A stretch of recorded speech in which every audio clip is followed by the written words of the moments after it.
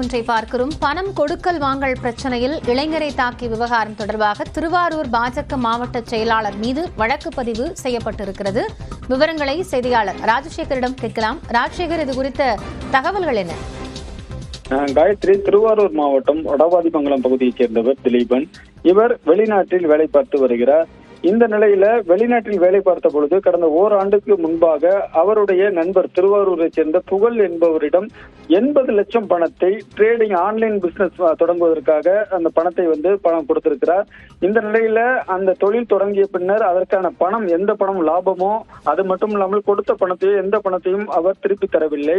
இந்த நிலையில் ஊருக்கு வந்த திலீபன் கொடுத்த பணத்தை திருப்பி கேட்பதற்காக நேற்று திருவாரூருக்கு வருகை தந்து அவருடைய நண்பர் புகழிடம் கேட்டிருக்கிறார். அப்பொழுது உரிய பதில் அளிக்கவில்லை. அது மட்டும் இல்லாமல் நீங்க கொடுத்த பணத்தை என்னுடைய நண்பர் புகழின் நண்பர் திருவாரூர் பாஜக மாவட்ட பொதுச் செயலாளர் சங்கர் என்பவரிடம் நேரடியாக கேட்டுக்கொள்ளவும் எனவும் தெரிவித்திருக்கிறார். அதன் அடிப்படையில் அவரிடம் கேட்க சென்ற பொழுது அங்கிருந்த சங்கர் மற்றும் அவருடைய நண்பர் மணிகண்டன் இருவரும் சேர்ந்து திலீபனை தாக்கியதாக கூறப்படுகிறது. அதன் அடிப்படையில் திலீபன் திருவாரூர் அரசு மருத்துவக் கல்லூரி மருத்துவமனையில் அனுமதிக்கப்பட்டு அங்கு சிகிச்சை பெற்று வருகிறார். இந்த நிலையில திலீபன் கொடுத்த புகாரின் அடிப்படையில் திருவாரூர் நகர காவல்துறையினர் திருவாரூர் பாஜக மாவட்ட பொதுச் செயலாளர் சங்கர் மற்றும் அவருடைய நண்பர் மணிகண்டன் இருவர் மீதும் 2 பிரிவின் கீழ் வழக்கு பதிவு செய்து தற்பொழுது விசாரணை மேற்கொண்டு வருகின்றனர். காயத்ரி, நன்றி ராஜசேகர், விவரங்களை வழங்கியமைக்காக.